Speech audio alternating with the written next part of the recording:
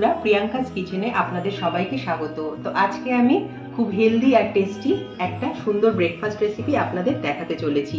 আপনারা কিন্তু এই রেসিপি বাচ্চাদের স্কুলেও দিতে পারবেন বা বড়রাও কিন্তু সন্ধ্যেবেলা বা সকালে খেতে পারবেন। তাহলে দেখতে থাকুন আজকের এই রেসিপি। একটা বড় বোল নিয়ে নিয়েছি আর নিয়ে নিয়েছি 1 কাপ সুজি আর নিয়ে নিয়েছি আমি হাফ কাপ টক দই আর হাফ কাপ নিয়ে নিচ্ছি জল। এবার এই সমস্তটাকে আমি মিক্স করে নেব। তো আমার মিক্স করা হয়ে গেছে বন্ধুরা। আমি এইভাবে ঢাকা দিয়ে 30 মিনিট রেখে দেবো। আপনারা চাইলে আরো বেশিও রাখতে পারেন। আর তারপরে বাকি প্রিপারেশনটা করে আমি ফেরত আসছি। চাটনিটা বানিয়ে নিচ্ছি। এখানে নিয়েছি ভেজানো বাদাম। আমি বাদামটা 2 ঘন্টা ভিজিয়ে রেখেছিলাম। 1 কাপ টক দই দিয়ে দিচ্ছি। 3টে রসুনের কোয়া আমি কেটে নিয়েছি আর দিয়ে দিচ্ছি 2টো কাঁচা লঙ্কা। ঝালটা আপনারা নিজেদের স্বাদ অনুযায়ী দেবেন। এবার দিয়ে দিচ্ছি স্বাদ অনুযায়ী নুন। এবার ভালো করে মিক্সিতে বেটে নেব। পেস্ট করে নিয়েছি চাটনিটার। এবারে তড়কা লাগাবো, সেটা আমি পরে দেখাচ্ছি। একটা ফ্রাই প্যান বসিয়ে আমি সাদা তেল নিয়ে নিয়েছি, মানে আমি বাদাম তেল নিয়েছি, আপনারা যে কোনো তেল ইউজ করতে পারেন, সাদা তেল। আর নিয়ে নিয়েছি 1 চামচ সর্ষে। সর্ষেটা দেওয়ার পর দিয়ে দিচ্ছি 1 চিমটে হিং। একটু আনিয়ে নেব। দিয়ে দিচ্ছি কটা কারি পাতা। এবার এখানে কিছু সবজি কেটে নিয়েছি, মানে একটা পেঁয়াজ, অর্ধেক ক্যাপসিকাম আর একটা ছোট্ট গাজর, এরকম করে কুচো করে নিয়েছি। এগুলো দিয়ে দেবো। দিয়ে দিচ্ছি কাঁচা লঙ্কা আর ধনে পাতাটা। একটু টস করে নিলাম আমি সবজিগুলোকে। আপনারা চাইলে কাঁচাও দিতে পারেন, কিন্তু এই ফোড়নটা কিন্তু দিতেই হবে। যে আমি কারি পাতা, সর্ষে আর হিঙের যে ফোড়নটা আমি তৈরি করলাম, এটা দিতে হবে। কিসে দিতে হবে সেটা আমি দেখাচ্ছি এক্ষুনি। একটু নুন দিয়ে দিলাম স্বাদ অনুযায়ী। আর এবার আমার কিন্তু টস করা হয়ে গেছে। আর একটু নাড়াচাড়া করে এবার আমি গ্যাসের ফ্লেমটাকে অফ করে এটা ঠান্ডা করে নেব। চাটনিটায় তড়কা লাগানোর জন্য একটা ছোট্ট ফ্রাই প্যান নিয়ে আমি নিয়ে নিয়েছি তেল। এখানে 2 চামচ তেল নিয়েছি। দিয়ে দিচ্ছি 1 চামচ সর্ষে, দিয়ে দিচ্ছি 2টো শুকনো লঙ্কা আর কারি পাতা ফোড়ন। তড়কাটা চাটনির ওপরে ঢেলে দিচ্ছি।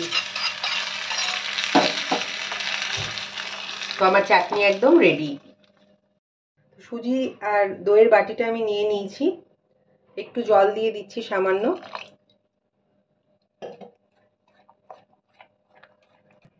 সুজিটা ফুলে উঠেছিল, তাই জন্য আমি একটু জল দিয়ে দিলাম। জলটা তো সব শুষে নিয়েছিল। এবারে এই ভেজে রাখা সবজিটা দিয়ে দিচ্ছি। সবজিতে আমি নুন দিয়েছিলাম স্বাদ অনুযায়ী, কিন্তু সুজি আর দইয়ের ব্যাটারটায় কিন্তু নুন দিইনি, তাই স্বাদ অনুযায়ী একটু নুন দিয়ে দিচ্ছি। ভালো করে মিক্স করে নেব। ছোট চামচের 1 চামচ, মানে বড় চায়ের চামচের হাফ চামচ আমি দিয়ে দিলাম খাবার সোডা। সামান্য একটু জল দিচ্ছি। এবার ভালো করে মিক্স করে নেব।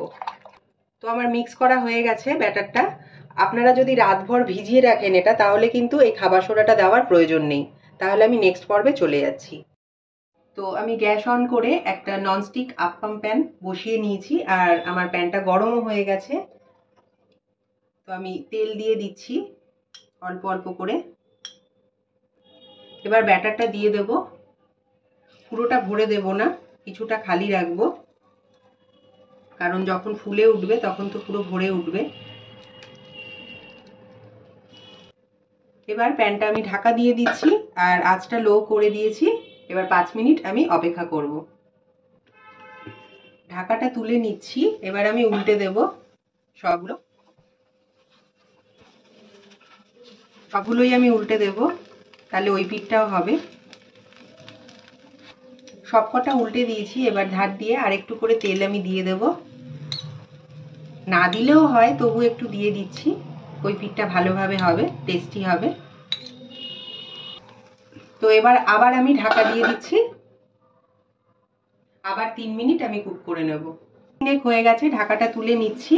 দেখুন আমার প্রত্যেকটা হয়ে গেছে কি সুন্দর। এবার আমি প্লেটিং করে নেব। তো তৈরি হয়ে গেছে বন্ধুরা আমার আজকের এই রেসিপি। একটা ভেঙে দেখাচ্ছি। দেখুন বন্ধুরা কতটা সফট হয়েছে। এই দেখুন বন্ধুরা, তো আর আমি এখানে চাটনির সঙ্গে সার্ভ করেছি। আপনারাও আমার মতো করে একবার ট্রাই করবেন বাড়িতে, আর যদি ভালো লাগে একটা লাইক শেয়ার করতে ভুলবেন না, আর পাশের বেল বাটনটা প্রেস করে আমাকে সাবস্ক্রাইব করতেও ভুলবেন না। তাহলে দেখা হচ্ছে নেক্সট ভিডিওতে।